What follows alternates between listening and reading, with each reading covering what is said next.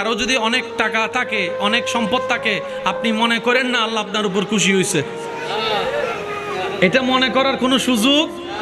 বরং যাদের কাছে নাই তাদের চাইতে বড় পরীক্ষায় ফেলে আল্লাহ তাদেরকে, যাদের কাছে আছে।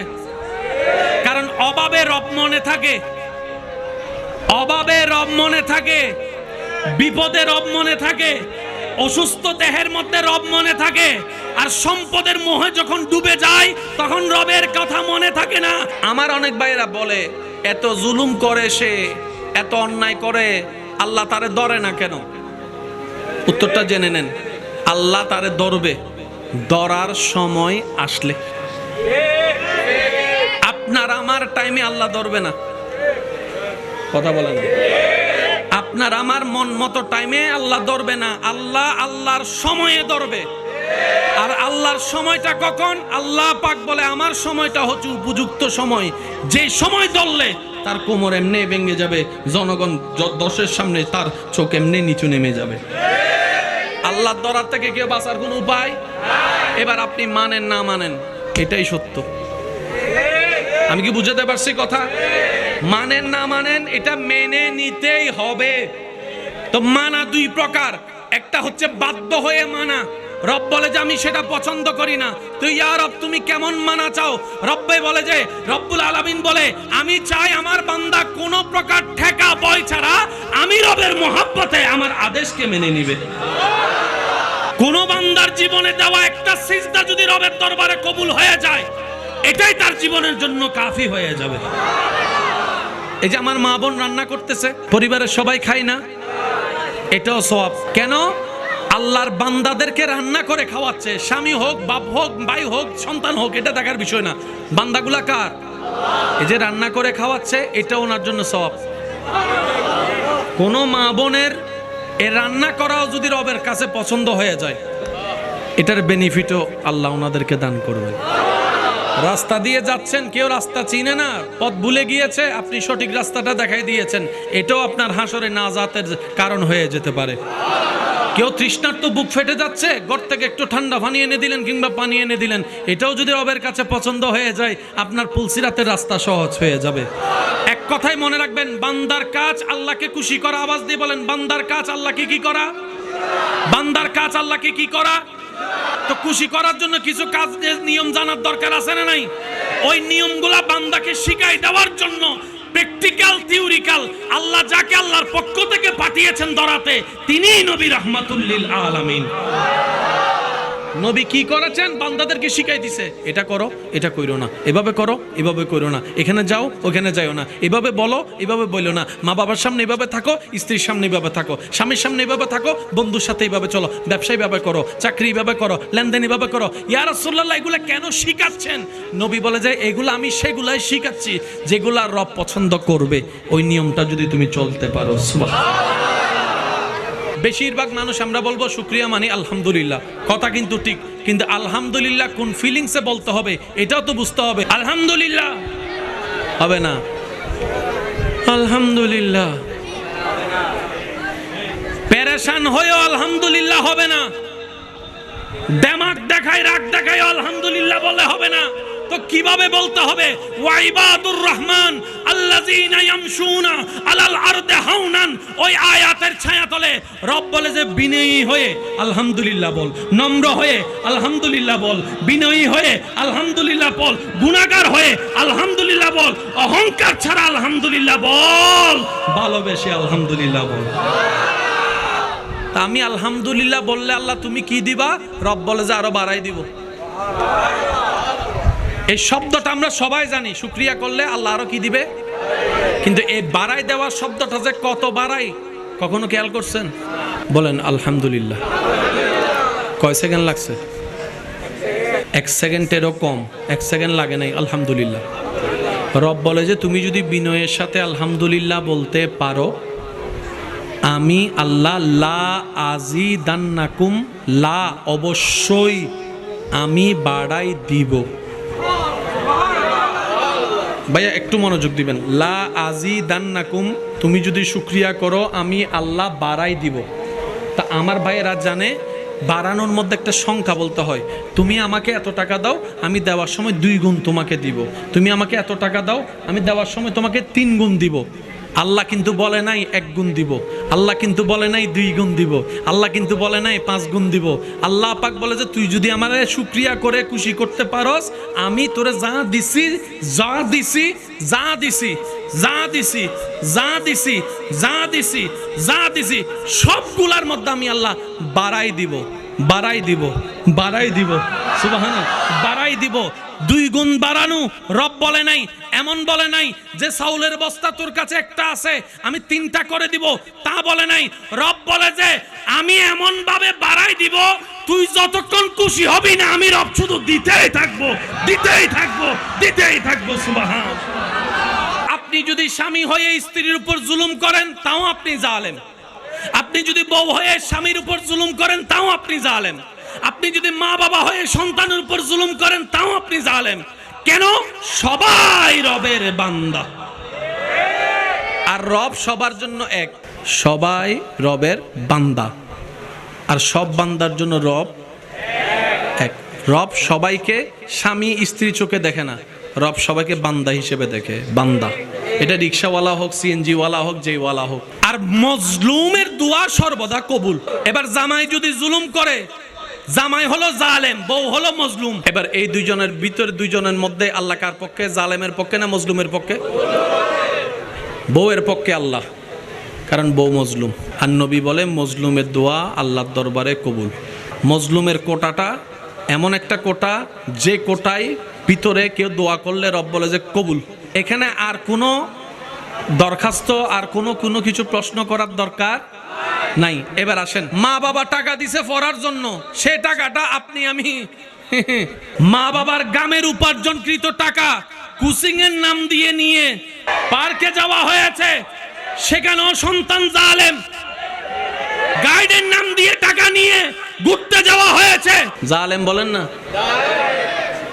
শুধু যে একদিকে জালেম না, জালেম আমরা অনেক দিকে জালেম। সেজন্য বলেছি আমরা সবাই কিন্তু মূলত জালেম। লা তাকনাতু মির রাহমাতিল্লাহ, হে আমার বান্দারা, কোন পরিস্থিতিতেই আমার রহমত থেকে নিরাশ হইও না। কি থেকে? এই শব্দটা একটু মনোযোগ দিবেন। কি থেকে নিরাশ হতে আল্লাহ মানা করছেন? রহমত কি বুঝার দরকার। এই যে আপনি আমার দিকে তাকছেন, দেখছেন, এটাও রহমত। আপনারা যে আমাকে দেখছেন ভাইয়া, এটাও রহমত। আমার কথা শুনছেন, এটাও রহমত। সুবহানাল্লাহ একটু জোরে জোরে বললে সুন্দর হবে। হেঁটে এসেছেন, রহমত। বসেছেন, রহমত। দাঁড়াচ্ছেন, রহমত। হাঁটছেন, রহমত। কথা বলছেন, রহমত। কথা শুনছেন, রহমত। বুঝতে পারছেন, রহমত। কোন ভাষা কি জানতে পারছেন, রহমত। ঘরে রহমত, মা বাবা রহমত, স্বামী রহমত, স্ত্রী রহমত। সুবহানাল্লাহ জোরে জোরে বলতে হবে। সন্তান রহমত, ব্যবসা রহমত, চাকরি রহমত, দেখতে পারা রহমত, সন্তান রহমত, নাতি রহমত, পতি রহমত, গড় রহমত, চাকরি রহমত, ডানে রহমত, বামে রহমত, সূর্য রহমত, চন্দ্র রহমত, সাগর রহমত, নদী রহমত, আকাশ রহমত, বৃষ্টি রহমত, মেঘ রহমত। সুবহানাল্লাহ বলেন না? মেঘ রহমত, পাহাড় রহমত, জঙ্গল রহমত, গাছ রহমত, মাটি রহমত, পানি রহমত, ক্ষুধা রহমত, হজম হওয়া রহমত, খাবার রহমত, ধান রহমত, সবজি রহমত, মাছ রহমত, গোস্ত রহমত। আপনার জীবন কেন্দ্রিক যা আছে সবই রবের দেওয়া রহমত। আর আল্লাহ বলছেন আমার রহমত থেকে নিরাশ হইস না। তার মানে কি? অনেক দিছি বান্দা, তোরে চোখ দিছি, রহমত দেওয়া শেষ করি নাই। লা তাকনাতু, কবি ভি মায়ুস মত হোনা মেরে রহমত সে। রব বলে যে যা দিয়েছি সব রহমত, যা আছে তা রহমত। আর নিরাশ হইস না, যা দিব তাও রহমত। আমি দিতেই থাকবো, তুই নিতেই থাকবি। আমি দিতেই থাকবো, তুই নিতে থাকবি। সবে আমি আল্লাহ তোদের কাছে চাই, তোরা যেন সবসময় শুকরিয়া আদায় করস। এবার ডাক্তারে বলে খাবার যদি খাও, ভালো করে চিবিয়ে খাও, যেন হজমটা তাড়াতাড়ি হয়। তো চিবানোর জন্য দাঁতের দরকার আছে না নাই? এবার সামনে চাপ দিয়ে খাবার চিবাই দেখান তো। আপনার খাবারটা চিবানোর জন্য যে যে দাঁতের দরকার, যে দাঁতের স্ট্রাকচার দরকার, সেটা আল্লাহ আপনার পিছনের সাইডে দিয়েছেন। এইভাবে ওই অনেকটা ওই যে আমরা রুটি বানানোর সময় চাপ দিই, হজম হওয়ার ব্যবস্থা আল্লাহ দাঁতে রেখে দিয়েছেন। আচ্ছা, কোন একটা কিছু ছিঁড়ানোর জন্য ওই গোস্ত যদি ছিঁড়ার জন্য একটা ওই মঞ্জে ফেরাগের মতো কিছু একটা লাগবে না?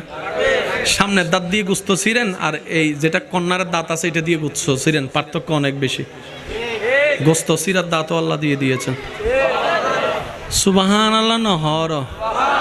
আচ্ছা, এবার এই গোস্ত ছিঁড়ার দাঁতটা যদি ডাইরেক্ট সামনে থাকতো কি বিশ্রী লাগতো?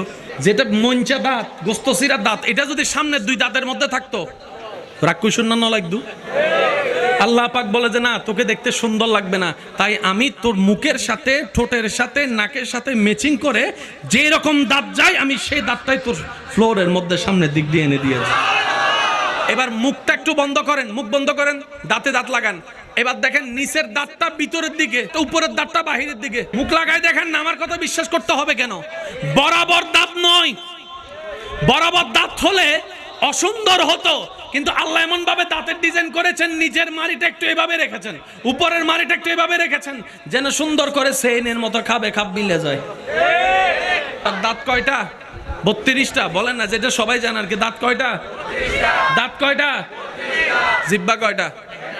আর জিহ্বা দাঁতের সম্পর্ক কি? বন্ধু না শত্রু? বন্ধু। জিহ্বার দাঁত বন্ধু।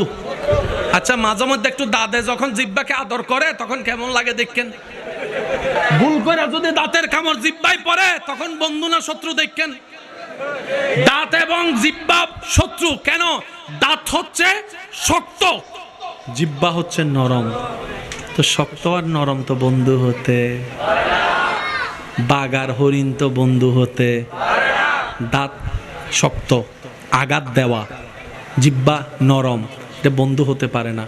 আল্লাহ তাআলা আপনার এতগুলো দাঁতের মাঝখানে সেই জিহ্বাটাকে কিভাবে সেটিং করছেন, আপনি মুখটা বন্ধ করলে দেখবেন এই জিহ্বাটা চাইলে আপনি যখন ঠোঁট দিকে বের করেন অনেক লম্বা হয়ে যায়। অনেকে পারে না, কিন্তু অনেকে দেখবেন যে নাক পর্যন্ত লাগাই ফেলে। যার জিহ্বা নাক পর্যন্ত লাগে, এই জিহ্বাটা মুখে আটার কথা নয়। আল্লাহ তাআলা এমন ভাবে জিহ্বাকে সেটিং করেছেন, আপনি যখন মুখ বন্ধ রাখেন মুখের মধ্যে এটে যায়, আপনি যখন খাবার খান খাবারের মধ্যে কাজ করা শুরু করে। সুবহানাল্লাহ। খাবার খান কি দিয়ে? মুখ বলেন না ভাইয়া, খাবার খান কি দিয়ে? চিবান কি দিয়ে? তখন জিহ্বা কই থাকে? খেয়াল করছেন কখনো? আজকে খাবার সময় একটু খেয়াল করেন তো, আপনি যখন ভাত খান তখন জিহ্বা কি করে? এই জীবনে একবারও খেয়াল করছে এই কথা? আজকে খেয়ালও করবেন, আল্লাহ শুকরিয়াও করবেন। কথা বলার জন্য জিহ্বার দরকার আছে না নাই?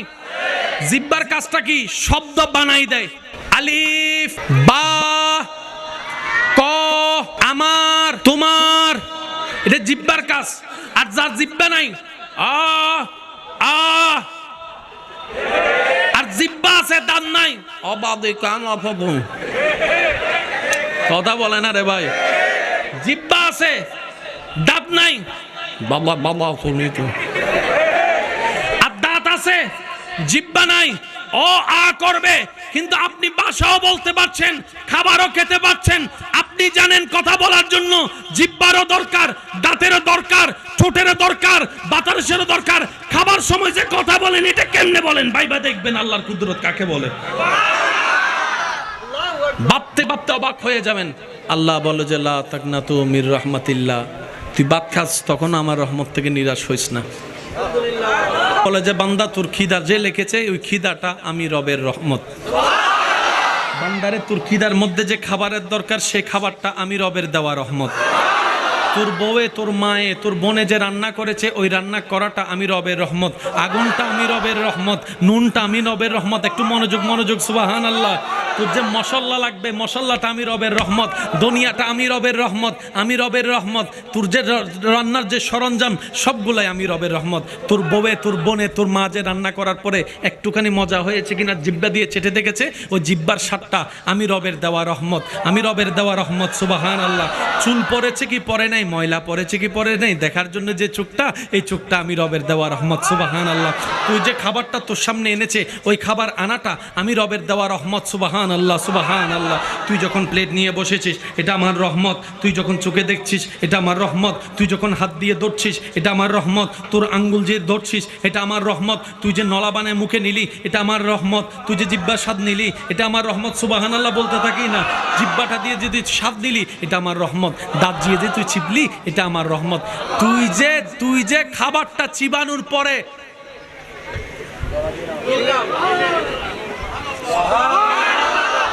আগে আমাদের ঋতু ছিল কয়টা, এখন আছে কয়টা? 6টা আসেনি? কথা কয় না? 6টা আছে। এখন বেশি থেকে বেশি বর্ষা, শীত, গ্রীষ্ম, কিন্তু তিনটাই মারাত্মক। গ্রীষ্ম যখন হয় গরমে ফাটাই ফেলে, শীত যখন হয় কাঁপাই ফেলে, আর বৃষ্টি মামুর তো ঠিক ঠিকানা নাই, যে কোনো মুহূর্তে। এগুলার দায়ী কারা? জোরে বলেন, এগুলার দায়ী কারা? নালা নষ্ট করছে কারা? খাল নষ্ট করছে কারা? নদীর পানি নষ্ট করছে কারা? সাগরের পানি নষ্ট করছে কারা? আল্লাহ যা দরকার, যতটুকু দরকার সব ডিজাইন করে দিয়েছেন এবং নিয়মে বেঁধে দিয়েছেন। আমরা যেই দিন থেকে নিয়ম অমান্য করা শুরু করছি, আগে এই কথায় তাহলে আমরা সবাই একমত হই, দোষীকে অপরাধীকে। তো অপরাধীর সাজা আছে না নাই? এবার বলেন, আপনার ঘর যদি কেউ ভাঙচুর করে আপনি কি দিবেন? মামলা। বলেন কি দিবেন? যারা ভাঙচুর করছে তাদের যদি চিনেন, চিনার নামে মামলা, যদি না চিনেন অজ্ঞাত মামলা। কেন মামলা? উনি নিবে, তখন পুলিশ বলবে উনি তো ঘরের মালিক, সম্পদটা ওনার, রক্তটা ওনার, পরিশ্রমটা ওনার, সময় ব্যয় হয়েছে ওনার, সুতরাং ওনার হক নষ্ট করার অধিকার কারো। এবার বলেন, জমিন কার? নদী কার? সাগর কার? গাছ কার? বাগান কার? জঙ্গল কার? আকাশ কার? মেঘ কার? তো এগুলারে যে আমরা নষ্ট করছি, আমাদের নামে যে মামলা হয় নাই, হয়েছে না মামলা? ওই মামলা সাজা কিন্তু আমরা ভোগ করছি। আশা করি বুঝতেছেন কিছুটা। কোনো না কোনো জায়গায় কিন্তু আমরা সবাই মামলার শিকার, আর সেই মামলাটা হয়েছে রবের দরবারে। বরং আল্লাহ কি করেছেন? রব্বুল আলামিন সূরা ইউনূসের 44 নম্বর আয়াতে এলান দিচ্ছেন, আমি আমার বান্দার উপর জুলুম করি না, জুলুম করি না, জুলুম করি না, বরং আমার বান্দারাই নিজেরা নিজেদের উপর জুলুম করে। একটু আওয়াজটা জোরে বলেন, আল্লাহ জুলুম করে, আমরাই আমাদের উপর জুলুম করি। আমরাই নিজেরাই পছন্দ করে কাউকে আগাই দিই, 3 মাস পরে আমরাই তার বিপক্ষে আবার লাগি। এসব কথা বলে না। যুদ্ধ করে সমাজের সাথে বিদ্বেষ করে একজনকে বউ বানায় ঘরে আনাই, 6 মাস পরে আবার আমি নিজেই বলি আমার ডিভোর্স লাগবে। ভুল বলতেছি মনে হয়? আরো জোরে বলেন, ভুল বলতেছি? মা বাবার সাথে করে খানার অনুসরণ করে ফালসার কিনছে, 1 বছর পরে বলে যে ইয়ান আলতুন লাগদু না, আতুন আর কান লাইবো দে, আর 15 লাইবো দিয়ান লাগদু না। এবার বলেন, জামিলান মুলকে জন্ম আমার নবীর যুগে হলে কেমন হতো, জন্ম আমার নবীর যুগে হলে দুনয়নে রাসূল পাক দেখিলে কেমন হতো, দুনয়নে দেখিলে কেমন হতো, জন্ম আমার নবীর যুগে হলে কেমন হতো। সবাই জন্ম আমার নবীর যুগে। উচ্চ আওয়াজ একবার বলি মারহাবা।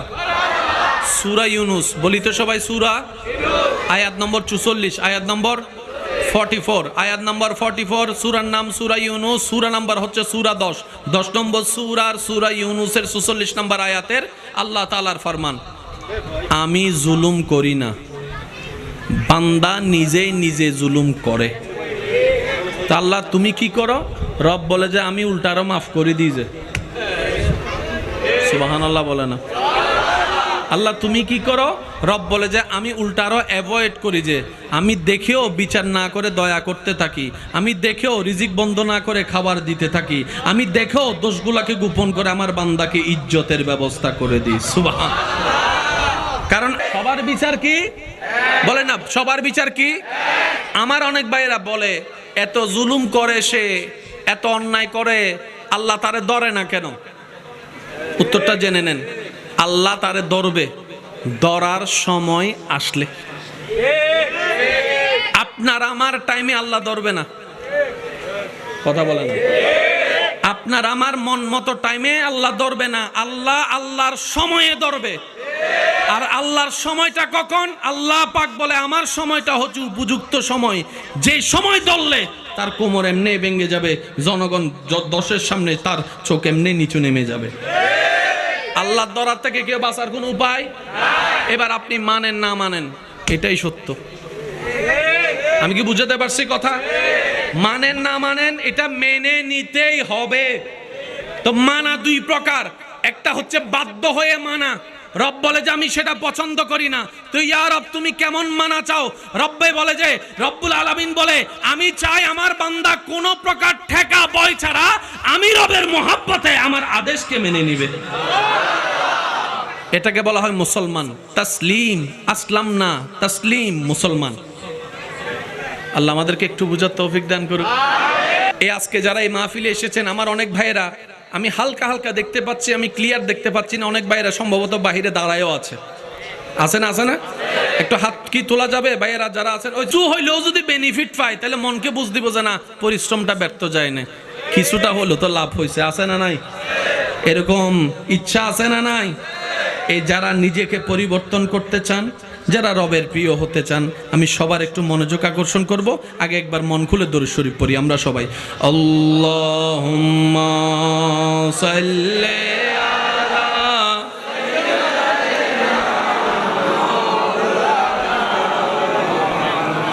ওয়া আলা আলি মাওলানা।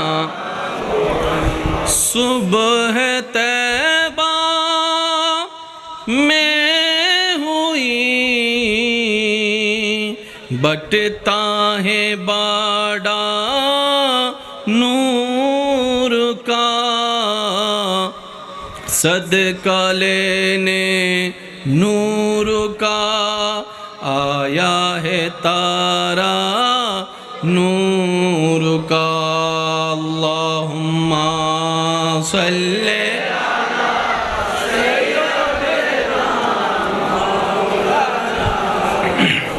वाला आले सय्यदिना। মনোযোগ আছে সবার? এতটুক পর্যন্ত যারা কথা বুঝতে পেরেছেন তারা একবার বলি মারহাবা। তাহলে আল্লাহর গজব থেকে বাঁচতে গেলে আমাদেরকে কিছু নিয়ম মানতে, তার মধ্যে একটা নিয়ম হচ্ছে জালেম হওয়া যাবে না। জালেম হওয়া যাবে না। এবার জালেম কখন হয়? জুলুম কাকে বলে শুনেন। এটা কি থাকবে কোথায়? এই টুপিটা, মাথার টুপিটাকে কেউ যদি হাঁটুতে রাখে, এটা জুলুম। একটু বুঝবেন, আমি যত সহজে বলা যেতে পারে আমি চেষ্টা করছি। ওলামায়ে কেরাম এবং যত মুরব্বী আছেন ওনাদের দোয়াকে মাথার উপর ছাদ বানিয়ে, টুপিটা মাথার, এটা হচ্ছে ন্যায়। এটা কি ন্যায়? এইটাকে যদি আমি হাঁটুতে রাখি, হাঁটুতে ব্যবহার করি, এটার নাম জুলুম। এটার নাম কি? একজনে ভাত খেতে পারবে 1 প্লেট, তাকে যদি আপনি জোর করে 3 প্লেট খাওয়ান, ভালোবাসা না জুলুম? এই তো বুঝতেছেন তো, একটু জোরে জোরে বলেন, আরো জোরে বলেন। একজনে 2 বস্তা সেমিট আলগাতে পারে, তাকে আপনি 5 বস্তা চাপাই দিলেন। আরো জোরে বলেন, আরো জোরে বলেন। একজনে 10 ইঞ্চি জায়গা পায়, আপনি তাকে 2 ইঞ্চি দিলেন। জোরে জোরে জোরে জোরে। একজনে লোড নিতে পারে 5টা শব্দের কথা, আপনি তাকে 1000 শব্দের বকা দিয়ে দিলেন। জোরে বলেন না রে ভাই। একটা ছাত্র 2টা ব্যাটের বাড়ি শোয়ার ক্ষমতা আছে বয়স সাপেক্ষে, আপনি তাকে মেরে মেরে পুরো ব্যাটটাই ভেঙে ফেললেন। জুলুম বুঝা গেছে? মাত্রার অতিরিক্ত, যেটা অসহনীয়, এটাকে কি বলা হয়? সবাই মিলে বলেন, এটাকে কি বলা হয়? তাহলে আল্লাহর গজব থেকে বাঁচতে, আল্লাহর রহমত পেতে আপনাকে আমাকে জালেম হওয়া থেকে বাঁচতে হবে। জালেম হওয়া থেকে, জোরে বলেন জালেম হওয়া থেকে। এবার আপনি যদি স্বামী হয়ে স্ত্রীর উপর জুলুম করেন তাও আপনি জালেম। আপনি যদি বউ হয়ে স্বামীর উপর জুলুম করেন তাও আপনি জালেম। আপনি যদি মা বাবা হয়ে সন্তানের উপর জুলুম করেন তাও আপনি জালেম। কেন? সবাই রবের বান্দা, আর রব সবার জন্য এক। সবাই রবের বান্দা, আর সব বান্দার জন্য রব এক। রব সবাইকে স্বামী স্ত্রী চোখে দেখে না, রব সবাইকে বান্দা হিসেবে দেখে। বান্দা, এটা রিক্সাওয়ালা হোক, সিএনজি ওয়ালা হোক, যে ওয়ালা হোক। আর মজলুমের দোয়া সর্বদা কবুল। প্যাঁচগুলো আশা করে একটু বুঝবেন। আমি আজকে একটু গভীরে যাওয়ার চেষ্টা করছি, সেজন্য অনেকের হয়তো আলোচনা মাথার উপর দিয়েও যাইতে পারে। যদি যায় একটু ক্যাচ ধরে ফেলবেন, আরে এসব বুঝের ফানলারি তারা। যদি ভুল করে চলেও যায় একটু জাপটা মারে ধরার চেষ্টা করবেন আর কি। মজলুমের দোয়া কবুল, বলেন মজলুমের দোয়া। এবার জামাই যদি জুলুম করে, জামাই হলো জালেম, বউ হলো মজলুম। এবার এই দুইজনের ভিতরে, দুইজনের মধ্যে আল্লাহ কার পক্ষে? জালেমের পক্ষে না মজলুমের পক্ষে? বউয়ের পক্ষে আল্লাহ, কারণ বউ মজলুম। আর নবী বলে মজলুমের দোয়া আল্লাহর দরবারে কবুল। মজলুমের কোটাটা এমন একটা কোটা, যে কোটায় ভিতরে কেউ দোয়া করলে রব বলে যে কবুল। এখানে আর কোনো দরখাস্ত, আর কোনো কিছু প্রশ্ন করার দরকার নাই। এবার আসেন, মা বাবা টাকা দিছে পড়ার জন্য, সে টাকাটা আপনি আমি মা বাবার গ্রামের উপার্জনকৃত টাকা কোচিং এর নাম দিয়ে নিয়ে পার্কে যাওয়া হয়েছে, সেখানেও সন্তান জালেম। গাইডের নাম দিয়ে টাকা নিয়ে ঘুরতে যাওয়া হয়েছে, জালেম বলেন না? শুধু যে একদিকে জালেম না, জালেম আমরা অনেক দিকে জালেম। সেজন্য বলেছি আমরা সবাই কিন্তু মূলত জালেম। আমরা সবাই মূলত কি? এবার আল্লাহ তাআলার ফরমানটা একটু শুনেন। কেন শুধু এতটুক বলা? একটা আয়াত বুঝার জন্য, আর কিচ্ছু না। আমরা সবাই জালেম মানে পাপী, জালেম মানে অপরাধী, জালেম মানে আসামি, জালেম মানে সাজাপ্রাপ্ত, জালেম মানে কষ্টে থাকার যোগ্য। ঠিক আছে? এবার আমরা সবাই হয়ে গেলাম জালেম। আমরা সবাই হয়ে গেলাম, জোরে বলেন না, আমরা সবাই হয়ে গেলাম। এবার সন্তান যখন জালেম, মা বাবা বলে যে তোর কোনো ঠাঁই নাই আমার ঘরে। মা বাবা যখন জালেম, সন্তান বলে যে তোমাকে দেখার কোনো আমার দরকার নেই। বউ যখন হয়ে গেল জালেম, স্বামী বলে যে তোর সাথে আমার কোনো সম্পর্ক রাখার দরকার নাই, সংসার করার ইচ্ছা নাই। স্বামী যখন হয়ে গেল জালেম, বউ বলে যে তোমার সাথে থাকার আমার কোনো ইচ্ছা নাই। এইভাবে শিক্ষক যখন জালেম, ছাত্ররা বলে স্কুল বয়কট করলাম। ছাত্র যখন জালেম, শিক্ষক বলে যে তোকে আমি আর পড়াতে পারবো না। একজন জালেম হলে আরেকজন তাকে গ্রহণ করতে পারে না, গ্রহণ করতে চাই না। এবার আমরা সবাই যখন জালেম হয়ে গেলাম, আল্লাহ বলছেন হে আমার পাপী বান্দা, যতই পাপ করো না কেন আমি রবের রহমত থেকে নিরাশ হইও না। সুবহানাল্লাহ বলেন না? আজকে একটা কথা মনে রাখবেন, উলামায়ে কেরামের দোয়া নিয়ে বলি। পৃথিবীতে যত ভাষা আছে সবচেয়ে চমৎকার ভাষা হচ্ছে কোরআনের ভাষা। আপনি আমি 1 লাখ মানুষ 1 লাখ বছর কথা বলে যত জ্ঞান বুঝাতে পারবো, কোরআন একটা শব্দ দিয়ে সেটা বুঝাই ফেলে। একটা জিনিস দেখেন, কোরআন কয় পারা? জোরে বলেন, কোরআন কয় পারা? কয় সূরা? 100। অথচ এই কোরআনে অতীত, বর্তমান, ভবিষ্যৎ সব আছে না নাই? সব রকমের জ্ঞান আছে না নাই? Science, arts, commerce, physics, chemistry, biology, mathematics সব ধরনের জ্ঞান কোরআনে আছে। তো কোরআন 30 পারা না হয়ে কোরআন তো এত বড় হওয়ার কথা ছিল। রব বলে যে তোরা লেখলে এত বড় হইতো। বাণীটা তো আমার, বাণীটা তো আমার। সুবহানাল্লাহ বলেন না? ও বান্দা, তোরা শুধু আলহামদুলিল্লাহ নিয়ে গবেষণা কর, তোদের জীবন অর্ধেক পার হয়ে যাবে। লিল্লাহি রাব্বিল আলামিন নিয়ে গবেষণা করলে তোর দাদা না 14 গোষ্ঠীর জীবন শেষ হয়ে যাবে, আলামিনের ব্যাখ্যা করা শেষ হবে না। অনলি ওয়ান ওয়ার্ড, আলামিন। একটা শব্দ নিয়ে যদি সবাই গবেষণা করে, কালাদারি সাদা হয়ে যাবে, দাঁত সব ফুরিয়ে যাবে, বুড়োইও কবরে চলে যাব। তারপরে শেষ দিন বলবো আলামিনের পরিপূর্ণ ব্যাখ্যা করা আমাদের কারো পক্ষে সম্ভব হয় নাই, হয় নাই, হয় নাই। এটাই কোরআনুল করিম, এটাই আল্লাহর কালাম। চিৎকার দিয়ে বলেন না সুবহান। আল্লাহর কোরআনের চমৎকার মজা যদি বুঝতে পারা যায়। মনোযোগ আছে? লা তাকনাতু মির রাহমাতিল্লাহ। হে আমার বান্দারা, কোন পরিস্থিতিতেই আমার রহমত থেকে নিরাশ হইও না। কি থেকে? এই শব্দটা একটু মনোযোগ দিবেন। কি থেকে নিরাশ হতে আল্লাহ মানা করছেন? রহমত কি বুঝার দরকার। এই যে আপনি আমার দিকে তাকছেন, দেখছেন, এটাও রহমত। আপনারা যে আমাকে দেখছেন ভাইয়া, এটাও রহমত। আমার কথা শুনছেন, এটাও রহমত। সুবহানাল্লাহ একটু জোরে জোরে বললে সুন্দর হবে। হেঁটে এসেছেন, রহমত। বসেছেন, রহমত।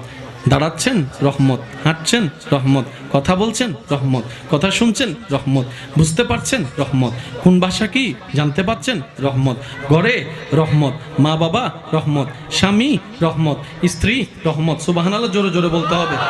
সন্তান রহমত, ব্যবসা রহমত, চাকরি রহমত, দেখতে পারা রহমত, সন্তান রহমত, নাতি রহমত, পতি রহমত, গড় রহমত, চাকরি রহমত, ডানে রহমত, বামে রহমত, সূর্য রহমত, চন্দ্র রহমত, সাগর রহমত, নদী রহমত, আকাশ রহমত, বৃষ্টি রহমত, মেঘ রহমত। সুবহানাল্লাহ বলেন না। মেঘ রহমত, পাহাড় রহমত, জঙ্গল রহমত, গাছ রহমত, মাটি রহমত, পানি রহমত, ক্ষুধা রহমত, হজম হওয়া রহমত, খাবার রহমত, ধান রহমত, সবজি রহমত, মাছ রহমত, গোস্ত রহমত। আপনার জীবন কেন্দ্রিক যা আছে সবই রবের দেওয়া রহমত। আর আল্লাহ বলছেন আমার রহমত থেকে নিরাশ হইস না। তার মানে কি, অনেক দিছি বান্দা, তোরে চোখ দিছি, রহমত দেওয়া শেষ করি নাই। লা তাকনাতু, কবি ভি মায়ুস মত হোনা মেরে রহমত সে। রব বলে যে যা দিয়েছি সব রহমত, যা আছে তা রহমত। আর নিরাশ হইস না, যা দিব তাও রহমত। আমি দিতেই থাকবো, তুই নিতেই থাকবি। আমি দিতেই থাকবো, তুই নিতে থাকবি। সবে আমি আল্লাহ তোদের কাছে চাই, তোরা যেন সবসময় শুকরিয়া আদায় করস। আল্লাহ বলে যে রহমত দিয়েওছি, দিব।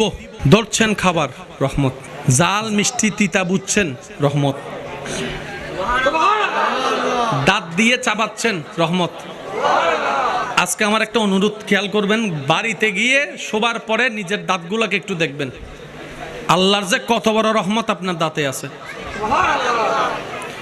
একটু পিছনের দিকে চলে যান, দাঁতগুলো একদম চ্যাপ্টা এবং চতুর্ভুজের মতো। মাঝখানেও জায়গা আছে, ডাইনেও জায়গা আছে, বামেও জায়গা আছে, এরকম। একটু সামনের দিকে আসবেন, এরকম। এর থেকে একটু সামনের দিকে আসবেন, এরকম। আল্লাহ এত ধরনের দিলা কেন?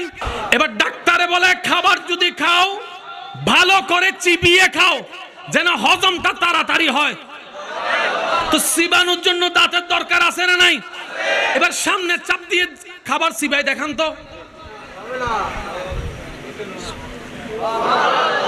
আপনার খাবারটা চিবানোর জন্য যে দাঁতের দরকার, যে দাঁতের স্ট্রাকচার দরকার, সেটা আল্লাহ আপনার পিছনের সাইডে দিয়েছেন এইভাবে।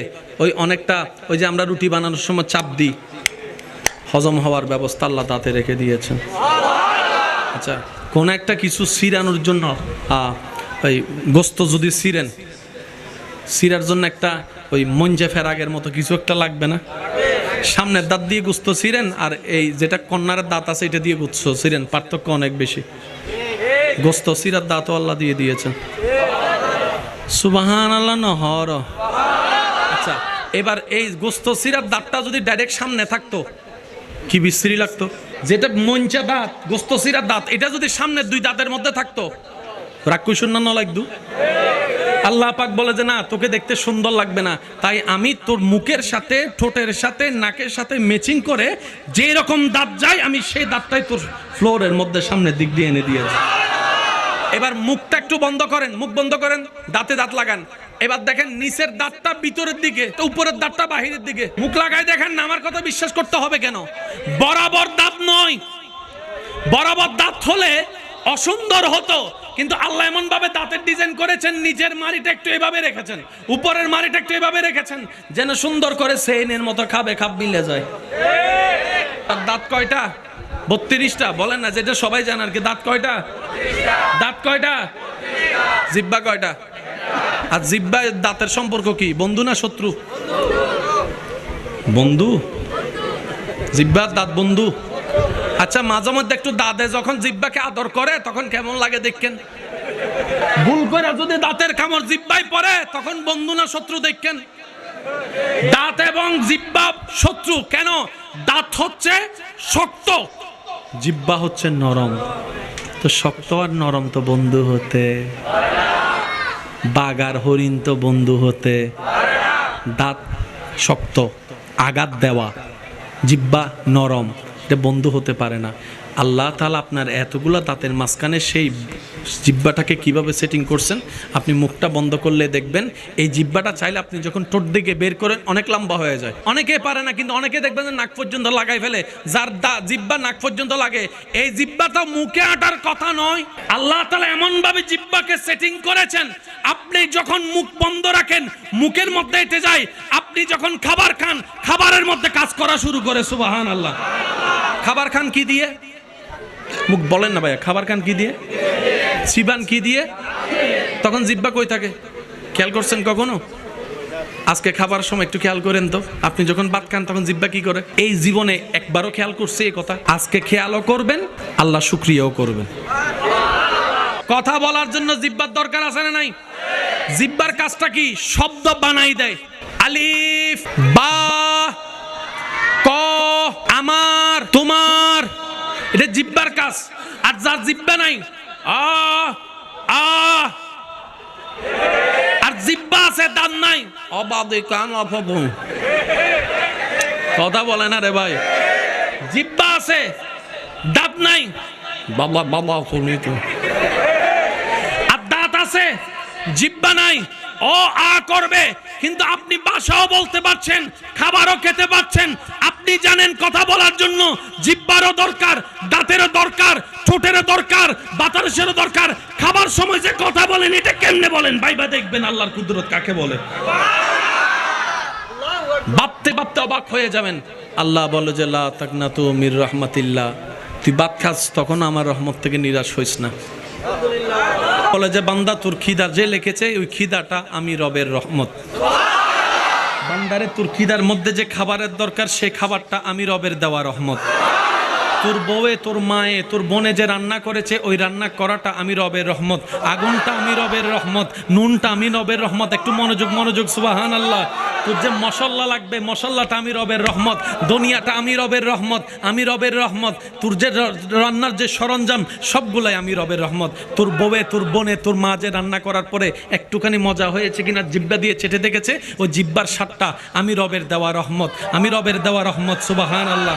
চুল পড়েছে কি পরে নাই, ময়লা পড়েছে কি পরে নাই দেখার জন্য যে চোখটা, এই চোখটা আমি রবের দেওয়া রহমত। সুবহানাল্লাহ।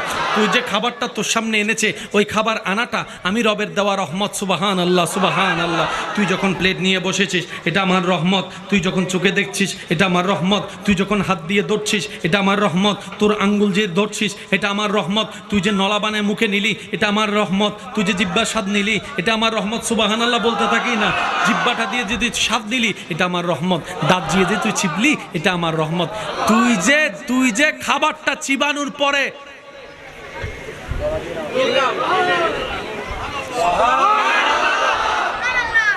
এই জায়গায় আমি একটা কথা বলতে চাই, একটু মনোযোগ দিয়ে শুনবেন।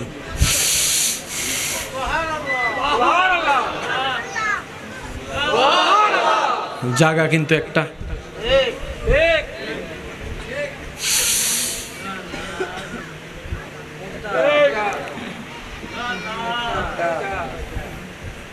পানি আর নিঃশ্বাস তো শত্রু, খাবার আর নিঃশ্বাস তো শত্রু। এক জায়গা দিয়ে আপনি পানি খাচ্ছেন, নিঃশ্বাসও নিচ্ছেন, কি রে এটা কিভাবে সম্ভব, এটা কিভাবে সম্ভব? ডাক্তারের কাছে যাই জিজ্ঞেস করলেন, ডাক্তার খাদ্য নালী আর নিঃশ্বাস নালী কি এক? ডাক্তাররা বলে যে না না, এটাই তো বড় আল্লাহর কুদরত। কিভাবে? কণ্ঠনালীর পরে গিয়ে আল্লাহ দুইটা নালীর ব্যবস্থা করেছেন, একটা ডাইরেক্ট ফুসফুস হয়ে আপনার নিঃশ্বাসের সম্পর্ক, নিঃশ্বাসের সম্পর্ক, সুবহানাল্লাহ। আর একটা নালী পাকস্থলী হয়ে আপনার ক্ষুধার খাবারের সম্পর্ক।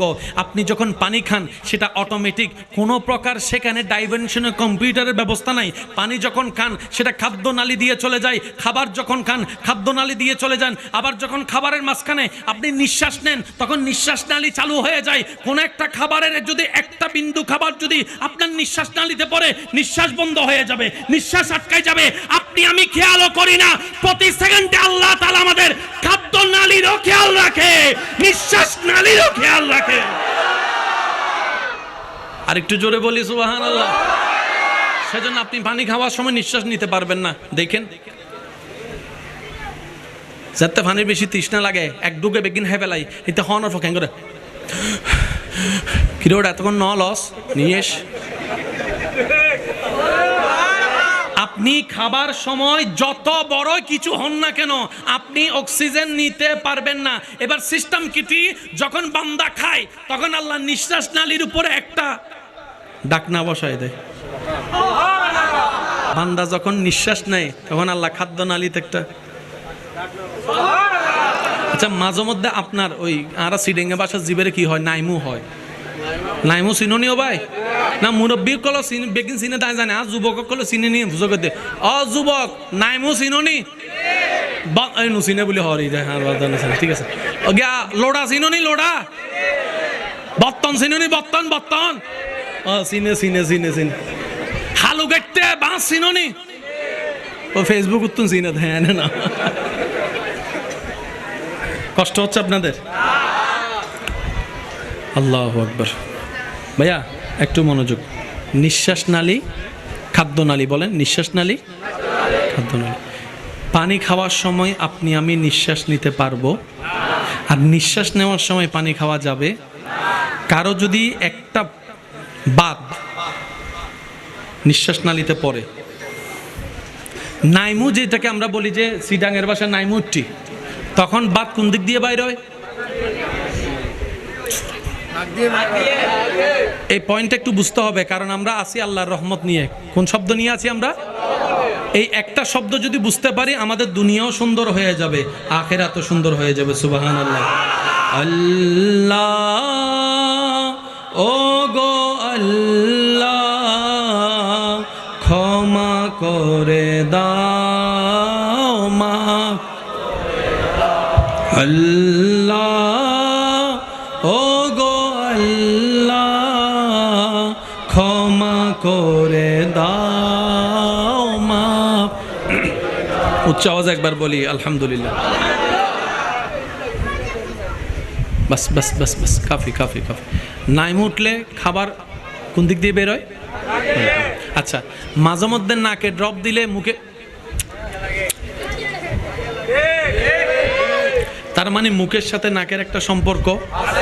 কিন্তু এখনো পর্যন্ত আপনি খাওয়ার সময় যদি সব খাবার যদি নাক দিয়ে বাইরে হইতো অবস্থা কি হতো বলেন না? 12টা বাজতো না? আপনি যখন খাবার খান তখনও আল্লাহ তাআলা এইটা মেনটেন করে আপনাকে রহমত করে। আর একটু জোরে বলি, জোরে জোরে জোরে। জাল বেশি খাইলে মুখের মধ্যে একটা দেখবেন লালা আসে, খেয়াল করছে কিনা আমার বাইরে আমি জানি না। বেশি জাল খেলে দেখবেন মুখের মধ্যে লালা আসে। তখন বেশি জাল খেলে আমরা কি করি? তাড়াতাড়ি চিনি খুঁজি। কিন্তু আপনি যদি একটা মিনিট ওয়েট করে মুখটাকে যদি লালাটা বের করে দেন, আপনার ঝাল 80% শেষ হয়ে যাবে। আমি বুঝাতে চাচ্ছি আমাদের আপ টু বটম, ডাইনে টু বামে, সর্ব জায়গায় রবের রহমত, সর্ব জায়গায় রবের রহমত। আর রব চাই লাইন শাকারতুম লাযিদান্নাকুম। বান্দারে তুই আমার রহমত নিতে থাক আর বিনয়ের সাথে শুকরিয়া করতে থাক, আমি আল্লাহ 1000 গুণ রহমত বাড়াই দিতেই থাকবো। লেনদেন ক্লিয়ার ভাইয়া? লেনদেন জোরে বলেন, লেনদেন। রব বলে যে আমি দিতে থাকবো, তুই নিতে থাকবি। তুই আমাকে একটা জিনিস দিস, আল্লাহ কি দিব? শুকরিয়া করিস। তো শুকরিয়া মানে কি? বেশিরভাগ মানুষ আমরা বলবো শুকরিয়া মানে আলহামদুলিল্লাহ, কথা কিন্তু ঠিক। কিন্তু আলহামদুলিল্লাহ কোন ফিলিংসে বলতে হবে এটাও তো বুঝতে হবে। আলহামদুলিল্লাহ হবে না, আলহামদুলিল্লাহ পেরেশান হয়েও আলহামদুলিল্লাহ হবে না, দেমাগ দেখায় রাগ দেখায় আলহামদুলিল্লাহ বলে হবে না। তো কিভাবে বলতে হবে? ওয়াইবাদুর রহমান আল্লাযীনা ইয়ামশুনা আলাল আরদি হাওনান। ওই আয়াতের ছায়াতলে রব বলে যে বিনয়ী হয়ে আলহামদুলিল্লাহ বল, নম্র হয়ে আলহামদুলিল্লাহ বল, বিনয়ী হয়ে আলহামদুলিল্লাহ বল, গুনাহগার হয়ে আলহামদুলিল্লাহ বল, অহংকার ছাড়া আলহামদুলিল্লাহ বল, ভালোবেসে আলহামদুলিল্লাহ বল। তা আমি আলহামদুলিল্লাহ বললে আল্লাহ তুমি কি দিবা? রব বলে যে আরো বাড়াই দিব। এই শব্দটা আমরা সবাই জানি, শুকরিয়া করলে আল্লাহ আরো কি দিবে। কিন্তু এই বাড়াই দেওয়ার শব্দটা যে কত বাড়াই কখনো খেয়াল করছেন? হাই হাই বলেন আলহামদুলিল্লাহ। কয় সেকেন্ড লাগছে? বিজ্ঞানের ভাষায় বললেন ন্যানো সেকেন্ড। 1 সেকেন্ডেরও কম, 1 সেকেন্ড লাগে নাই। আলহামদুলিল্লাহ। রব বলে যে তুমি যদি বিনয়ের সাথে আলহামদুলিল্লাহ বলতে পারো, আমি আল্লাহ লা আজিদান্নাকুম, লা অবশ্যই আমি বাড়াই দিব। ভাইয়া একটু মনোযোগ দিবেন। লা আজিদান্নাকুম, তুমি যদি শুকরিয়া করো আমি আল্লাহ বাড়াই দিব। তা আমার ভাইয়েরা জানে বাড়ানোর মধ্যে একটা সংখ্যা বলতে হয়। তুমি আমাকে এত টাকা দাও, আমি দেওয়ার সময় 2 গুণ তোমাকে দিব। তুমি আমাকে এত টাকা দাও, আমি দেওয়ার সময় তোমাকে 3 গুণ দিব। আল্লাহ কিন্তু বলে নাই 1 গুণ দিব, আল্লাহ কিন্তু বলে নাই 2 গুণ দিব, আল্লাহ কিন্তু বলে নাই 5 গুণ দিব। আল্লাহ পাক বলে যে তুই যদি আমার শুকরিয়া করে খুশি করতে পারস, আমি তোরে যা দিছি যা দিছি যা দিছি যা দিছি যা দিছি যা দিছি যা দিছি সবগুলার মধ্যে আমি আল্লাহ বাড়াই দিব, বাড়াই দিব, বাড়াই দিব। সুবহানাল্লাহ, বাড়াই দিব। 2 গুণ বাড়ানো রব বলে নাই। এমন বলে নাই যে চাউলের বস্তা তোর কাছে একটা আছে আমি 3টা করে দিব, তা বলে নাই। রব বলে যে আমি এমন ভাবে বাড়াই দিব তুই যতক্ষণ খুশি হবি না আমি রব শুধু দিতেই থাকবো, দিতেই থাকবো, দিতেই থাকবো। সুবহান। তুই বান্দা যতক্ষণ খুশি হবি না আমি দিতেই থাকবো। লা আজিদান্নাকুম, অবশ্যই আমি বাড়াই দিব। আশা করি শব্দটা একটু খেয়াল করবেন। বান্দা যদি তুমি শুকরিয়া করো, লা আজিদান্নাকুম, অবশ্যই আমি বাড়াই দিব। অবশ্যই শব্দটা যদি রব ব্যবহার করে তাহলে অবস্থাটা কি চিন্তা করে দেখেন। অবশ্যই শব্দটা ব্যবহার করছেন কে? লা আজিদা, আজিদা, আজিদা, আমি বাড়াই দিব।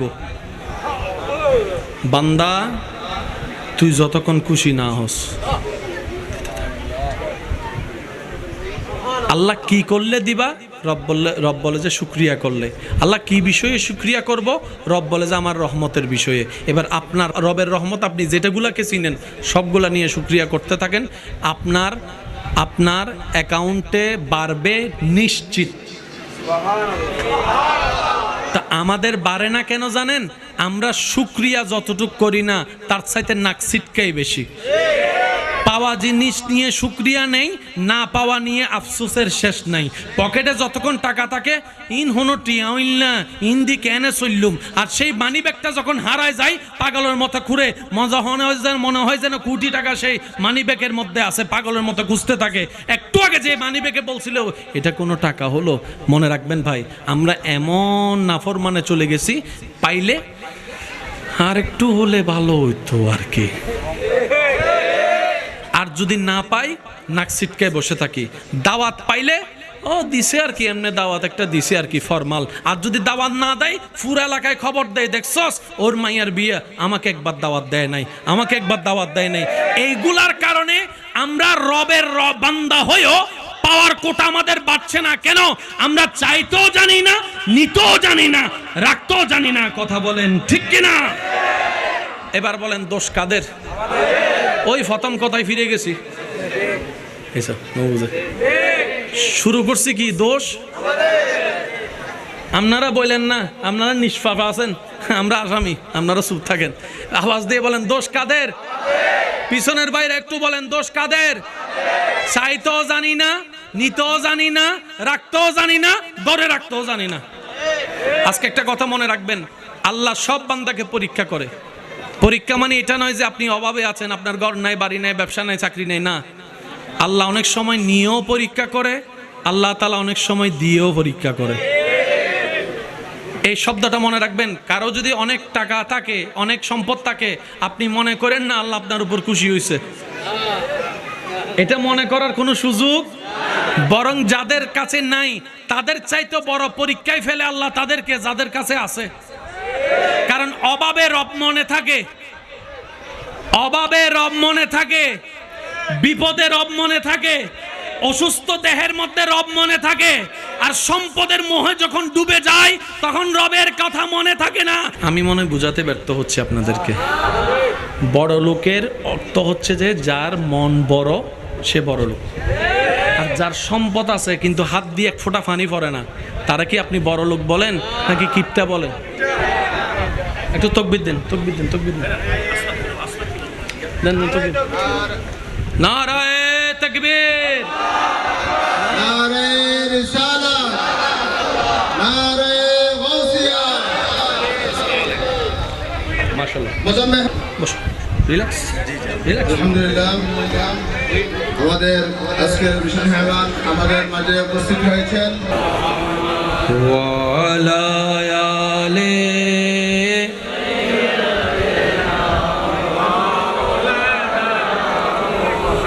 কবরে হাসরে কি হবে আমার,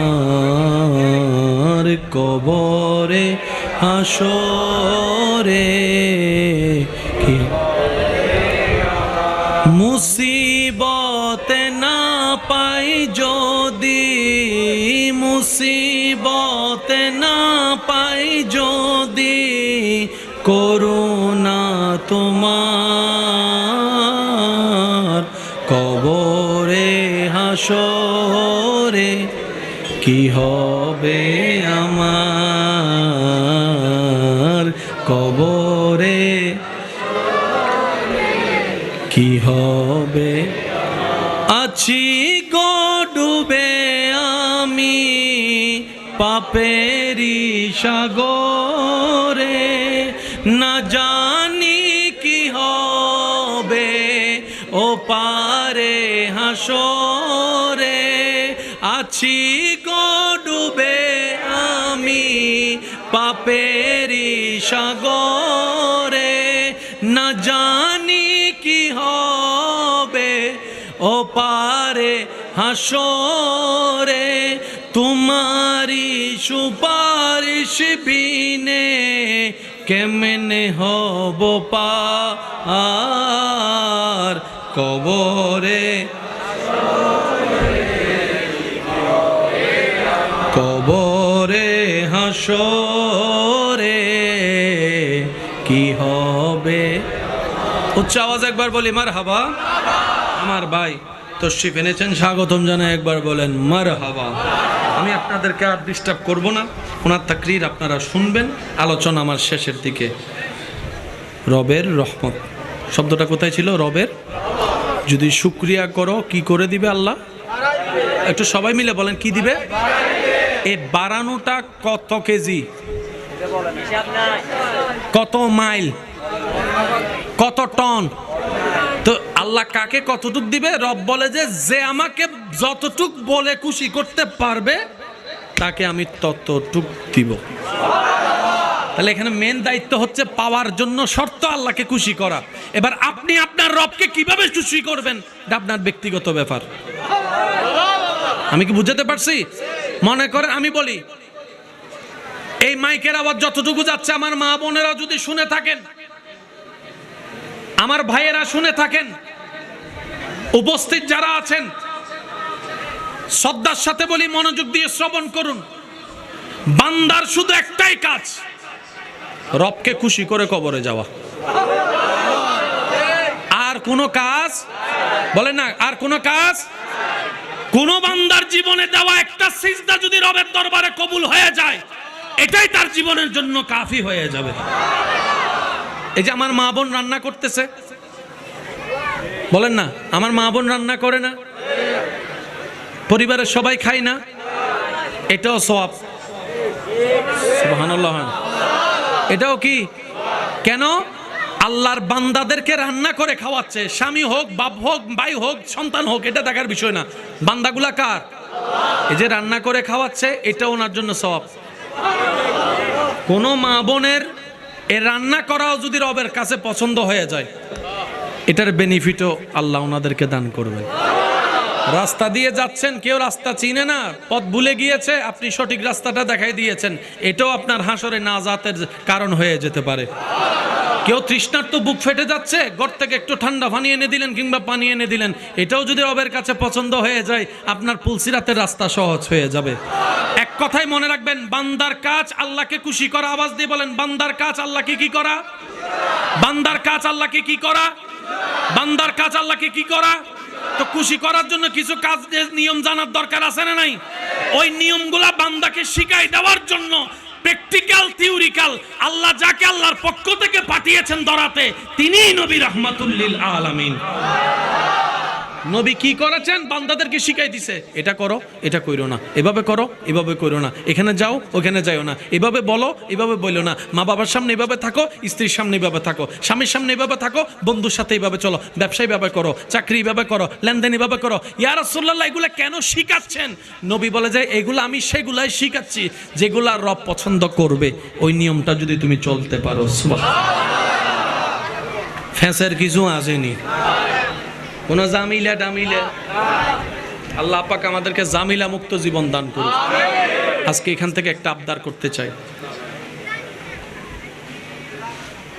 ন্যায় বিচার পাওয়ার জন্য যদি আন্দোলন করতে হয়, এটা বড় দুঃখের বিষয়। অপরাধীর সাজা চাইতে যদি আন্দোলন করতে হয়, এটা বড় দুঃখের বিষয়। বুঝবেন কথা? এটা বড় কিসের বিষয়? মনে করেন একজন তার মা বাবাকে মারছে, সমাজ এটার বিচার করতেছে না। এই বিচারটা করার জন্য যদি আমরা সমাজের সবাই নিয়ে আন্দোলন করি, এটার চাইতে বড় দুঃখের বিষয় হতে পারে না। আন্দোলন করতে হবে কোথায়? একজন নিরপরাধকে সাজা দেওয়া হচ্ছে, আমরা আন্দোলন করব, এখানে আন্দোলন মানা যায়। অপরাধীর সাজা চাইতে আন্দোলন মানায় না। আর যদি আন্দোলন করতে হয়, এটার চাইতে বড় লজ্জা আর কিছু হতে পারে? মনে রাখবেন, অপরাধীর পরিচয় শুধু একটাই, অপরাধী। অপরাধীর কোনো ভিন্ন পরিচয় নাই। আলেমও যদি অপরাধ করে, তখন ওনার পরিচয় কি? অপরাধী। বলেন না, তখন ওনার পরিচয় কি? যদি ছাত্র অপরাধ করে, অপরাধী। যদি শিক্ষক অপরাধ করে, জোরে বলতে হবে। মা বাবা যদি অপরাধ করে, পুলিশ যদি অপরাধ করে, আর্মি যদি অপরাধ করে, ডাক্তার যদি অপরাধ করে, রোগী যদি অপরাধ করে, জনগণ যদি অপরাধ করে, অপরাধীর ভিন্ন কোনো পরিচয় নাই। অপরাধীর পরিচয় একটাই, অপরাধী, অপরাধী, অপরাধী। আর অপরাধী যেই হোক, সে সাজা পাওয়ার হকদার, তাকে সাজা দিতেই হবে। যদি সাজা না দেয়, তাহলে কি হবে? পৃথিবীতে আইন রাখার দরকার নাই। যদি অপরাধী সাজা না পায়, আইন রাখার দরকার। যদি অপরাধী সাজা না পায়, পুলিশ রাখার দরকার। যদি অপরাধী সাজা না পায়, আদালত রাখার দরকার। যদি অপরাধী সাজা না পায়, তাহলে সমাজ, এটাকে আপনি এক সময় গিয়ে বলতে পারবেন না, হ্যাঁ সমাজটা নষ্ট হয়ে গিয়েছে, আমরা কিছুই করতে পারলাম না। এই কথা বলার আর কোনো অধিকার। এই কথাটা মাথায় রাখবেন। আমার কথায় আবার রাজনীতিক গ্রান খুঁজতে যাইয়েন না, কারণ সমাজটা আমাদের, পরিবারটা আমাদের, দেশটা আমাদের, পৃথিবীটা আমাদের। হয়তো ওই যে প্রথম কথায় ফিরে যাচ্ছি, আপনার কারণে হয়তো আমি দোষী, না হয় আমার কারণে আপনি দোষী হয়ে যাচ্ছেন। কথা বলেন ঠিক কি না? সেজন্য এই সমস্ত বিষয়ের মধ্যে এখানে পক্ষপাতিত্ব করার দরকার নাই। অপরাধী বাস অপরাধী। যেমন সন্তান যদি অপরাধ করে, মা বাবা যদি লাই দেয়, এই সন্তান বেয়াদব হবেই হবে নিশ্চিত। ও আরো জোর হও না, ঠিক না? আগে স্যার দেইলে ছাত্র কল ফনিক সাইকেল যাবে সময় স্যার যদি দেখি রাস্তা তো নামি গি, ও দাদা মাথর না কেন হ্যাঁ স্যার যাতে দেখি ইটার রাস্তার নাই, স্যার দেখি কি দে রাস্তার নামে কি দে। আর এখন শিক্ষক আর উজুর হদ, এখন শিক্ষক উদ্দি বইতে বলে ছাত্র, যেদিন না তুমি ব্যাত উঠি গি বুঝি বুঝি হইতে লাগিও না নাকি বুঝি, যেদিন না তুমি আর তুমি ব্যাত উঠি গি, এই দিন না তুমি আরা বেয়াদ হয়ে গিয়ে বেশি মাথন না। ইয়ারা ছাত্র কলে শিক্ষক কল, স্যার এক্সকিউজ মি, আপনার কি 2 মিনিট সময় হবে? স্যার হদ দেখিলে হদ না একটা টিকটক ভিডিও বানাতে চাচ্ছে, আছে না আদব আর আছে না। আর যে সমাজত আদব বুড়ি যাই, এই সমাজত আল্লাহর গজব নিশ্চিত আয় বোধে। মা বাপে সন্তান মারা দেখিলে হারা বললে না বালাল্লাই, ছাত্ররে শিক্ষকে মারা দেখিলে পালার না হারা বললাই, ঠিক আছে না বাজি? যে সমস্ত মা বাপে ফোয়ারে গাতাত নো তোলে উন যাইরে সগু মাম্মি ডেডির ফোয়া বাপর সামনে ট্যাঙ্গর ট্যাং তুলিয়ে রে, মাথো না ভাই। আর মা বাপে জুনুরে বেরে কেচি উদম দুয়া বাবর ডাকু নিলে মাত্র যে ফত্তু বইগি এন্ড বহুত ফক কলা এন্ড আছে মাইকুরা বাজুনের দাঁড় ভাই বোন কল আছে বাফর এন্ড ডরাই দে নামাজ ন বললে বাপে ফিট্টু দেয় ইতে নামাজ ন বলি বই দেখি বাইরে তুই যেতে বাফর আওয়াজ নি অজু সারা যায় নামাজ দিয়ে গিয়ে দে আইগা হইতাম বাজে ওনারা হন না ফত্তু ন বইয়ুত তো আজি তোর বাপ আইউক বেগিন হইউম ফত্তু বই গিয়ে দেন না ও মাথো না ঠিক না আর তুন ডর বই উঠি গিয়ে নি আর বেয়াদব হয়ে গে আর বেয়াদব হইলে আদব নতা হে আদব নতাইলে রহমত নতা হে হতা কি বুঝু দেখছি না বাজে ইয়া কি অঙ্ক 2 যোগ 2 4 মিললি না নমিলে তাহলে রহমত ফাইবেল্লাই আর তুন আদব দারম ফুরিব কেন জোর হনা বাজে রহমত ফাইবেল্লাই রহমত পাওয়ার জন্য আমাদেরকে আদবদার হতে হবে রহমত পাওয়ার জন্য আমাদেরকে ন্যায়ের সাথে থাকতে হবে রহমত পাওয়ার জন্য আমাদেরকে একটু ভদ্র হতে হবে রহমত পাওয়ার জন্য সুন্দর মন নিয়ে রবের দরবারে শুকরিয়ার সিজদা আদায় করতে হবে নবীকে মন থেকে ভালোবাসতে হবে আহলে বায়েত সাহাবায়ে কেরামের প্রতি তাজিম রাখতে হবে ওলি আল্লাহর আদর্শে চলতে হবে রহমত তারপরেই আসতে থাকবে কথা বলেন ঠিক কিনা আল্লাহ আজকের এই মাহফিলকে কবুল আর মঞ্জুর করুক আমাদের সকলের জীবনের হাজিরিকে আল্লাহ কবুল করুক যত উলামায়ে কেরাম এসেছেন তালিবুল ইলম এসেছেন আল্লাহ সবাইকে সে জ্ঞান দান করুক যে জ্ঞান আসলে রবকে চিনা যাবে রবকে পাওয়া যাবে আল্লাহ আমাদের সবাইকে সে তৌফিক দান করুক আরো জোরে বলেন না আমিন আগামী বছরে এই মাহফিলকে আরো সুন্দরভাবে আয়োজন করার তৌফিক দান করো মাহফিলের শুরু থেকে আজ পর্যন্ত যারা সাথে ছিল আজকে কবরের বাসিন্দা হয়েছেন আল্লাহ সকলের কবর আযাব মাফ করে দেখ আমিন সুশৃঙ্খলভাবে থাকবেন আপনারা ভালোবাসা নিয়ে থাকবেন ওয়া আখিরু দাওয়ানা আলহামদুলিল্লাহি রাব্বিল আলামিন আসসালামু আলাইকুম ওয়া রাহমাতুল্লাহি তাআলা ওয়া বারাকাতুহু।